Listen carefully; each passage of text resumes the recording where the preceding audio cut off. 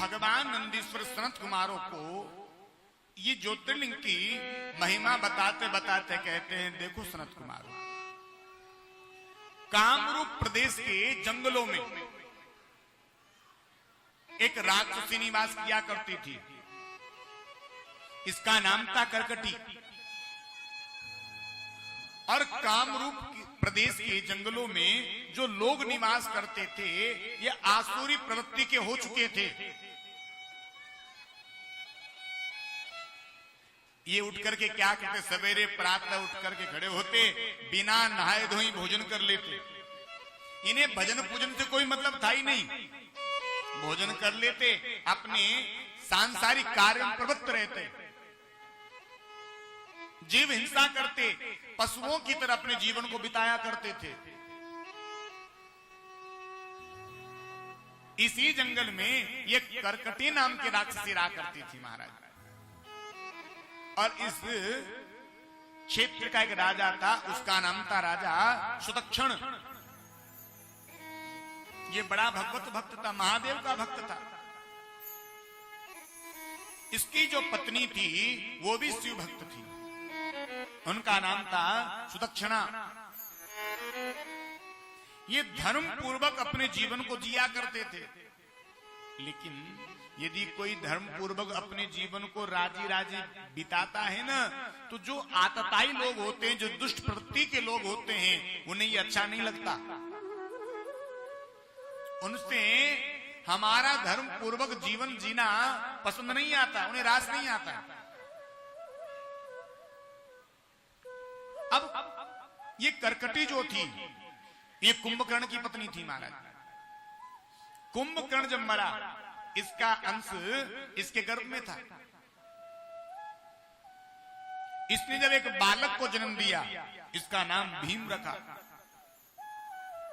इसने पूछा, मेरे पिता कौन है, कहां है वो? करकटी ने कहा, बेटा तेरे पिता बड़े बलवान थे, उनके बड़े भैया वो भी बड़े बलवान थे, तेरे पिता का नाम कुंभकर्ण था। और देवताओं ने उन्हें भगवान को प्रेरित करके भगवान से मरवा दिया। भीम ने निर्णय कर लिया, जो भी इन देवताओं का भजन करते हैं, देवताओं का तप करते हैं, उन्हें मैं बहुत दंडित करूंगा। अब यह भगवान के भक्तों को सताया करता था। एक दिन राजा सुदक्षण और उनकी पत्नी सुदक्षणा बैठ करके भगवान का पूजन कर रही थी महाराज। जब भगवान का बैठ करके पूजन कर रही थी, तो वर्णन है उसी समय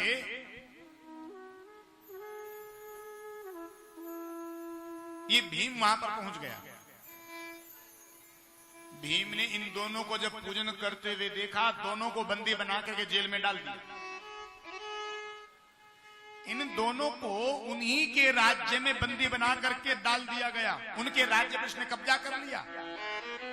एक दिन बंदी गृह में पड़े पड़े रानी ने कहा, देखो न स्वामी, हम भगवान का कितना भजन करते थे और हमारा भजन छूट गया। राजा ने कहा, देखो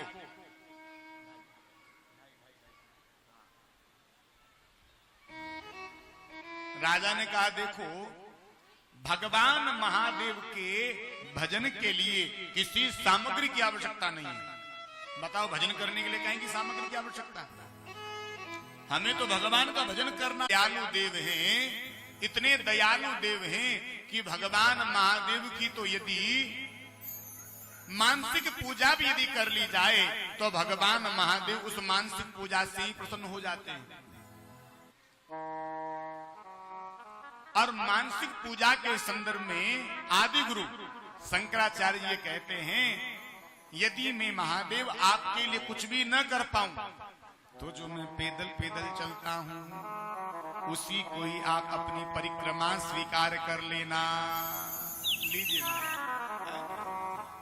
आप पैदल पैदल भी चल करके जा रहे हैं, भगवान से प्रार्थना करें, प्रभु मैं आपके मंदिर तक चल करके आ नहीं सकता, लेकिन जो मैं पद पद चल रहा हूं, इसे ही आप अपनी परिक्रमा स्वीकार करें। प्रभु मैं आपको भोग नहीं लगा पाऊं तो जो मैं भोजन करता हूं मेरे द्वारा किए गए भोजन को ही आप अपनी प्रसादी मान करके स्वीकार कर लेना।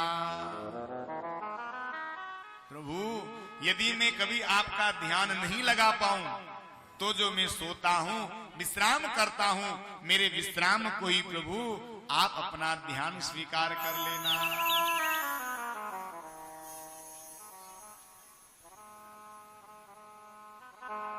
राजा ने कहा सर्वत्र भगवान की सामग्री है और सर्वत्र भगवान की सत्ता है। ये भगवान का भजन करने लगे।